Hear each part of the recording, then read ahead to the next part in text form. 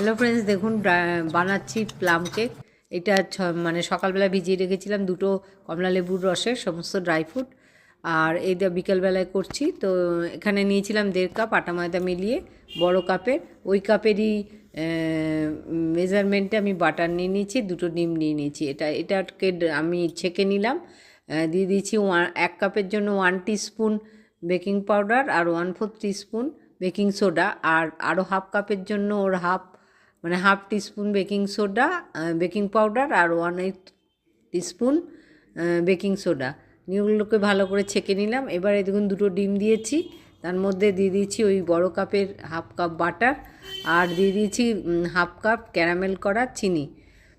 নিয়ে সব কটাকে একটু মিক্সার জারে ভালোভাবে ঘুরিয়ে নিলাম। এবার এদিকে এই যে পাউডারটা, যেটা আটা আর বেকিং পাউডার বেকিং সোডার পাউডারটা, তার মধ্যে এই লিকুইড জিনিসটা মিশিয়ে দিলাম। এই দেখুন একদিকে এক টার্নে মেশাবেন। মেশালাম, এই যে ভালো করে মেশালাম। এবার একটু মানে টাইট টাইট লাগছিলো বলে আমি একটু দুধ দিয়ে দেবো। এই যেটা কমলা লেবুর রসে ভেজানো ড্রাই ফ্রুট সেগুলো মিশিয়ে দিলাম। হ্যাঁ, আর এখানে মেনই হচ্ছে ক্যারামেলটা মেশানো। এই যে একটু টাইট টাইট লাগছিলো বলে আর দুধ দিলাম, এবং একই দিকে মেশাবেন। এদিকে কড়াইয়ে দেখুন লবণ গরম করতে দিয়ে দিয়েছি স্ট্যান্ড দিয়ে, আর এদিকে আমি ভ্যানিলা এসেন্স মিশিয়ে দিলাম কেকের ব্যাটারে।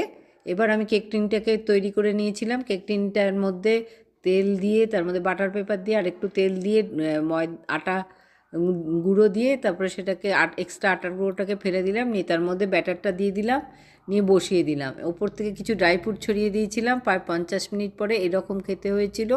এই যে বাটার পেপারটা দেখতেও খুব ভালো হয়েছিল, খেতেও খুব টেস্ট হয়েছিল। নমস্কার।